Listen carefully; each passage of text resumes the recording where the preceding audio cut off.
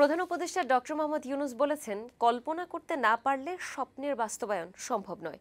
অদম্য সাহস আর দূরদর্শিতা সম্পন্ন কল্পনা শক্তিতে বলিয়ান হয়েই বেগম রোকেয়া আজও নারী মুক্তির অনুপ্রেরণার উৎস হয়ে আছেন বলে মন্তব্য করেন তিনি। সোমবার রাজধানীর ওসমানী স্মৃতি মিলনায়তনে বেগম রোকেয়া দিবস উপলক্ষে রোকেয়া পদক প্রদান অনুষ্ঠানে তিনি এসব কথা বলেন। এ সময় বেগম রোকেয়ার স্বপ্ন এগিয়ে নেওয়ার আহ্বান জানান প্রধান উপদেষ্টা। বলেন, সৃজনশীল ভাবনা ও কর্মকে উদ্বুদ্ধ করতে সুলতানার স্বপ্ন পদক চালুর কথা। মহিলা ও শিশু বিষয়ক মন্ত্রণালয়ের আয়োজিত এই অনুষ্ঠানে নিজ নিজ ক্ষেত্রে বিশেষ অবদানের জন্য 4 জন বিশিষ্ট নারী ব্যক্তিত্বকে রোকেয়া পদক প্রদান করা হয়।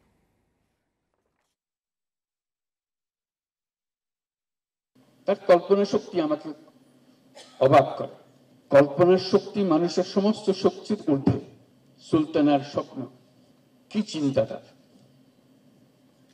এবং সে চিন্তা লিখে গেছে, মনকে আরেক দুনিয়াতে নিয়ে গেছে। কল্পনা ছাড়া বাস্তব সম্ভব না। যদি কল্পনা করি, একদিন সেটা বাস্তব হবে।